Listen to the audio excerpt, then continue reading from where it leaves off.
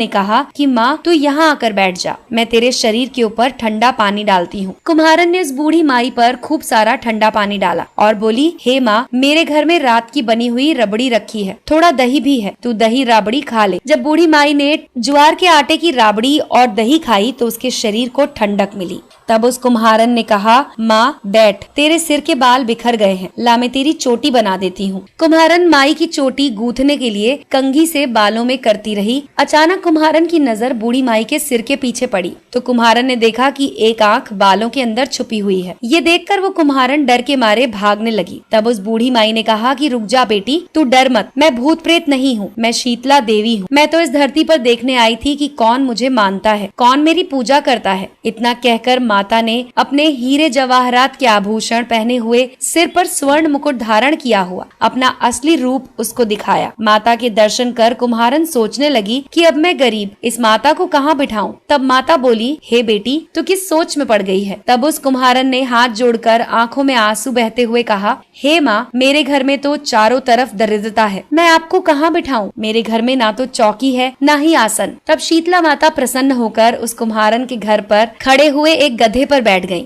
और हाथ में झाड़ू, दूसरे हाथ में डलिया लेकर उस कुम्हारन के घर की दरिद्रता को झाड़कर उस डलिया में भरकर फेंक दिया। उस कुम्हारन से कहा कि बेटी, मैं तेरी सच्ची भक्ति से प्रसन्न हूँ, अब तुझे जो भी चाहिए मुझसे वरदान मांग ले। कुम्हारन ने हाथ जोड़कर कहा कि माता, आप इसी गांव में स्थापित होकर यहीं रहो और जिस प्रकार आपने मेरे घर की दरिद्रता दूर की है, वैसे ही जो भी होली के बाद सप्तमी को भक्ति भाव से पूजा कर आपको ठंडा जल, दही और बासी ठंडा भोजन कराए, उसके घर की दरिद्रता को साफ करना और उसकी पूजा को जरूर स्वीकार करना। नारी जाति का अखंड सुहाग रखना, उसकी गोद हमेशा भरी रखना। साथ ही जो पुरुष शीतला सप्तमी को नाई के यहाँ बाल ना कटवाए, धोबी को कपड़े ना धुलाए और पुरुष भी आप पर ठंडा जल चढ़ाए, नारियल का फूल चढ़ाए, तो आप उसके धंधे और व्यापार में कभी दरिद्रता ना आने देना। तब माता ने तथास्तु कहा और उस कुम्हारन को वरदान दिया और ये कहा कि मेरी पूजा का मुख्य अधिकार इस धरती पर सिर्फ कुम्हार जाति का होगा। उसी दिन से डुंगरी गांव में शीतला माता स्थापित हो गई और उस गांव का नाम हो गया शील की डुंगरी। शील की डुंगरी में शीतला माता का मुख्य मंदिर है। शीतला सप्तमी पर वहां बहुत बड़ा मेला लगता है। इस कथा को सुनने के बाद घर की दरिद्रता का नाश होने के लिए शीतला माता से सभी लोग मनोकामना करें और शीतला माता से मनोकामना में मांगे कि आपकी दरिद्रता दूर हो जाए। दोस्तों, अगर आपको ये कहानी पसंद आई हो तो इसे लाइक करें और अपने दोस्तों के साथ शेयर करें। देखते रहिए रहस्य मैक्स।